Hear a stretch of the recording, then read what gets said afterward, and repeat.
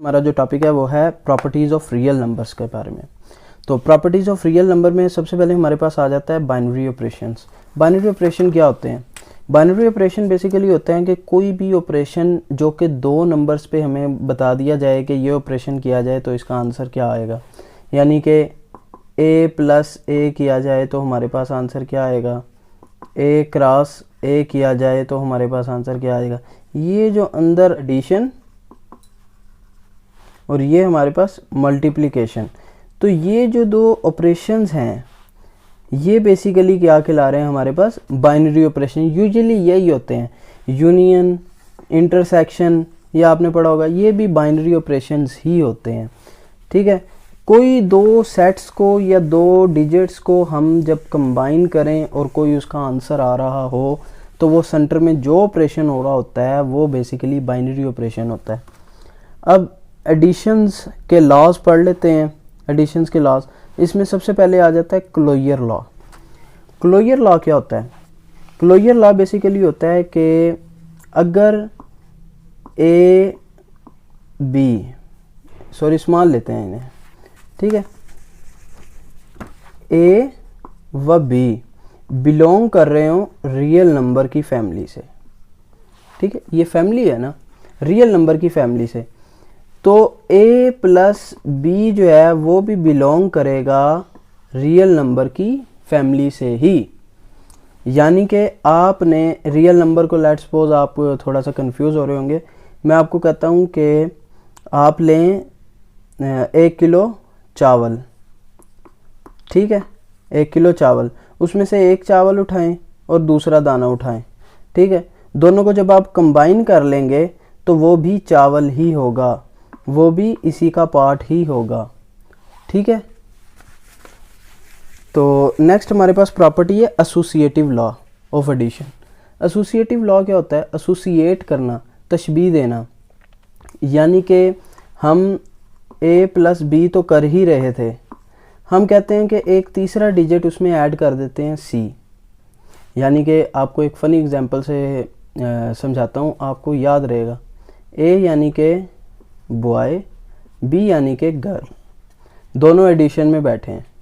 ठीक है, लेकिन जब बॉय तारीफ़ करता है गर्ल की और कहता है कि यार आप ऐसे खूबसूरत हो जैसे कि चांद, यानी कि चांद बीच में कहीं से आ गया, चांद का जिक्र आ गया, बैठे तो ये दोनों थे, तो वो चांद को हमने ऐड कर देना है।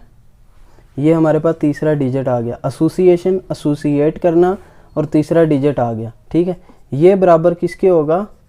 a प्लस बी प्लस सी के। ये हमारे पास एसोसिएशन लॉ है। नेक्स्ट हमारे पास आ जाता है additive inverse, additive identity. Additive identity क्या होती है कि ऐसा कोई डिजिट जिसको हम किसी और डिजिट में ऐड करें तो उसका आंसर वही डिजिट रहे। जैसे कि 1 plus 0 is equal to 1, 2 plus 0 is equal to 2, 3 plus 0 is equal to 3। इससे हमें पता चला कि ये जब ज़ीरो हम किसी भी डिजिट में ऐड करते हैं तो उसका आंसर वही रहता है। इट मीन दैट कि ये जो ज़ीरो है ये एडिटिव आइडेंटिटी है। ठीक हो गया, तो ये जो हमारे पास ज़ीरो है ये एडिटिव आइडेंटिटी है। एडिटिव इनवर्स क्या होगा? इसमें हम 1 2 3 तो हमारे पास आ गया, अब ऐसा कौन सा डिजिट इसमें हम ऐड करें कि हमारे पास एडिटिव आइडेंटिटी आ जाए, यानी कि ज़ीरो आ जाए। तो वो एक ही डिजिट हो सकता है जो हम इसमें ऐड करेंगे, वो है -1, इसमें -2, इसमें -3। तो 3 का एडिटिव इन्वर्स क्या होगा? -3। 2 का एडिटिव इन्वर्स क्या होगा? -2, आंसर 0 आ जाएगा। 1 का एडिटिव इन्वर्स क्या होगा? -1, आंसर क्या आ जाएगा? 0। ठीक हो गया। नेक्स्ट हमारे पास प्रॉपर्टी है commutative law of addition. Commutative law of addition क्या होती है? कम्यूटेट कर देना, यानी कि जगह को चेंज कर देना। a प्लस बी बराबर है b प्लस a के, इसकी जगह को बस हमने इंटरचेंज कर दिया। जो सेकंड पे थी वो फर्स्ट पे आ गई, जो फर्स्ट पे थी वो सेकंड पे चली गई, कम्यूटेट कर दिया, आपस में जगह को चेंज कर दिया। तो मल्टीप्लिकेशन के लाज अब पढ़ लेते हैं, वो भी हम पढ़ेंगे तो सेम ही, बस उसमें हम जो बाइनरी ऑपरेशन यूज़ करेंगे वो मल्टीप्लिकेशन का यूज़ करेंगे। ठीक है, इसमें वही क्लोजर लॉ आ जाता है। सबसे पहले क्लोजर लॉ क्या होगा कि ए व बी बिलोंग्स टू आर, यानी कि रियल फैमिली के हैं ए और बी दोनों, तो ए को हम बी से मल्टीप्लाई कर दें, ए क्रॉस बी या ए बी, ठीक है, वो भी बिलोंग करेगा किससे, रियल फैमिली से। ठीक हो गया। उसके बाद हमारे पास आ जाता है एसोसिएटिव लॉ। एसोसिएटिव यानी कि हमने जी प्लस बी तो था ही, गर्ल प्लस बॉय तो था ही, लेकिन हम बीच में चांद ले आए हैं, यानी कि जी बी था और सी बी मल्टीप्लाई कर दिया। क्योंकि इसमें बाइनरी ऑपरेशन हमने अब मल्टीप्लिकेशन का यूज़ करना है, तो A B into C is equal to A into B C. ठीक हो गया। तो नेक्स्ट हमारे पास मल्टीप्लिकेटिव आइडेंटिटी। मल्टीप्लिकेटिव आइडेंटिटी यानी कि ऐसा कौन सा डिजिट जो हम मल्टीप्लाई करें किसी एक डिजिट से या किसी भी डिजिट से तो उसका आंसर वही डिजिट आ जाए। 1 cross 1 is equal to 1, 2 cross 1 is equal to 2, 3 cross 1 is equal to 3। तो हमें पता चला कि 1 को किसी भी डिजिट के साथ मल्टीप्लाई करते हैं तो वही डिजिट रिपीट कर लेता है अपने आप को। तो ये जो हमारे पास 1 है ये बेसिकली मल्टीप्लिकेटिव आइडेंटिटी है।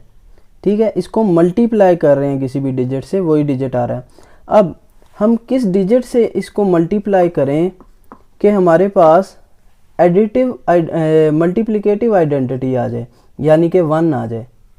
तो इसको अगर हम 1 को तो 1 से ही मल्टीप्लाई करेंगे तो हमारे पास 1 आ जाएगा, लेकिन 2 को 2 से मल्टीप्लाई करेंगे तो हमारे पास 1 नहीं आएगा। इसके लिए हमें 1/2 चाहिए।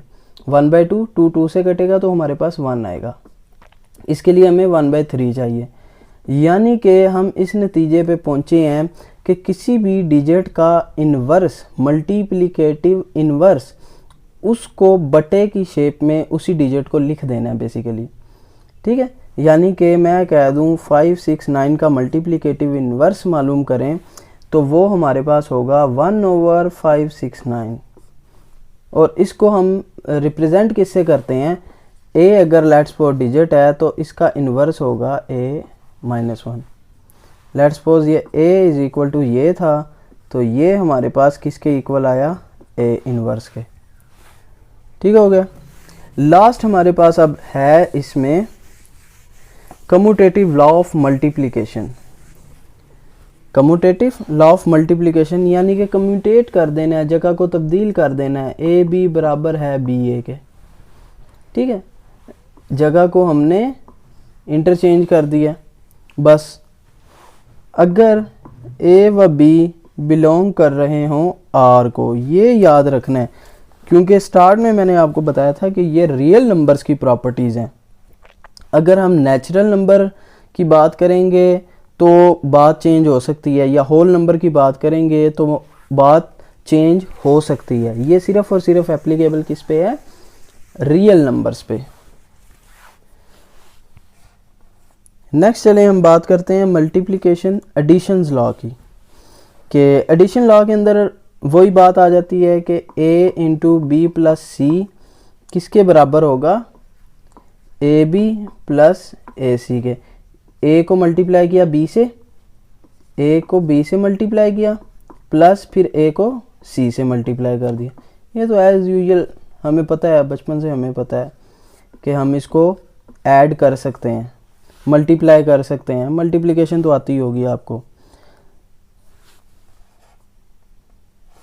और अगर ये हमारे पास a उठा के इस साइड पे ले जाया जाए तो भी हम इसको मल्टीप्लाई कर सकते हैं, c उठा के इस साइड पे ले जाया जाए तो भी हम मल्टीप्लाई कर सकते हैं।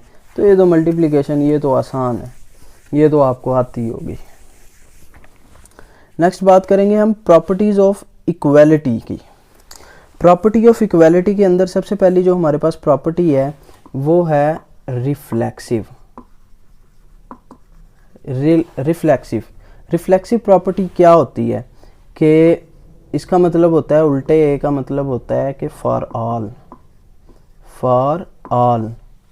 ठीक है। For all A belongs to real number, यानी कि तमाम के लिए जब ए जो है वो रियल नंबर की फैमिली का हिस्सा हो तो हमारे पास ए किसके बराबर होगा, ए के। हमें पता है कि रियल नंबर के अंदर जो ए है, लेट्स सपोज 2, वो एक बार ही है और वो 2 अपने आप के ही बराबर है, ठीक हो गया।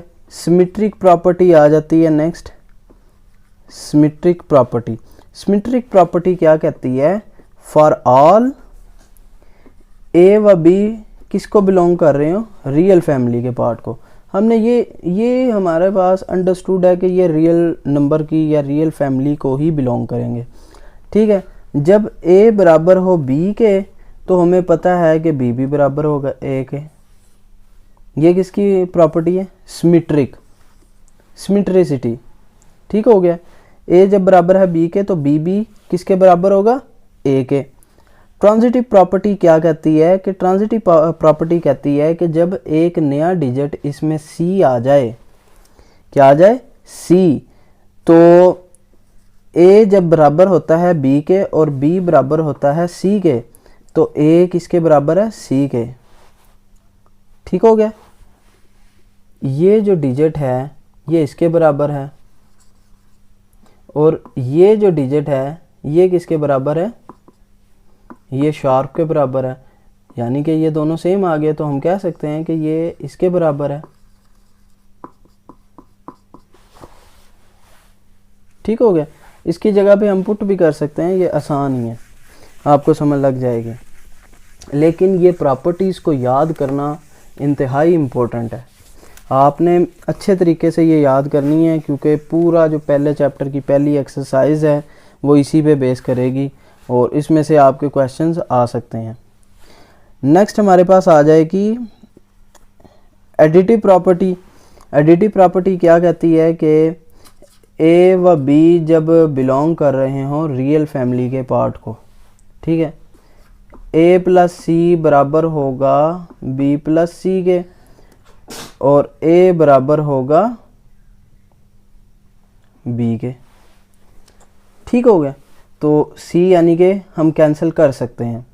जब किसी भी डिजिट के अंदर, जैसे कि 20 हम डिजिट ले लेते हैं, 20 में हम 5 ऐड करते हैं जो कि बराबर होता है 20 के ही, अगला 20 में भी हम 5 ऐड करते हैं तो 5 5 हम दोनों साइड से सब्ट्रैक्ट करके 20 बराबर है 20 के ही, ठीक हो गया। मल्टीप्लिकेटिव प्रॉपर्टी भी इसी तरह से है कि जब हम ए को 5 से मल्टीप्लाई कर देते हैं तो ये बराबर होता है बी को 5 से मल्टीप्लाई करने से, तो हम 5 5 दोनों जगह से कैंसिल करके ए बराबर है बी के, ठीक हो गया। कैंसलेशन प्रॉपर्टी क्या होती है, कैंसलेशन प्रॉपर्टी बेसिकली यही होती है कि A plus C is equal to B plus C, तो ए बराबर है बी के,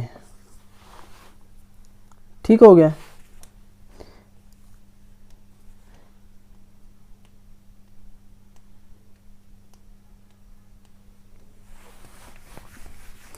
वो जो मैंने पहले प्रॉपर्टीज आपको बताई हैं, एडिटिव प्रॉपर्टी, ठीक है, और मल्टीप्लिकेटिव प्रॉपर्टी, उसमें मैंने कवर किया है कैंसलेशन प्रॉपर्टी ऑफ एडिशन भी। जब मैंने कैंसलेशन की है A plus C is equal to B plus C, ये हमारे पास एडिटिव प्रॉपर्टी है, और जब हम इसको कैंसिल कर देते हैं ए बराबर है बी के तो ये एडिटिव प्रॉपर्टी हो जाती है कैंसलेशन की, ठीक है। और ए सी बराबर है बी सी के, और जब हम सी को कैंसिल कर देते हैं तो ये कौन सी प्रॉपर्टी हो जाती है, कैंसलेशन प्रॉपर्टी ऑफ मल्टीप्लिकेशन।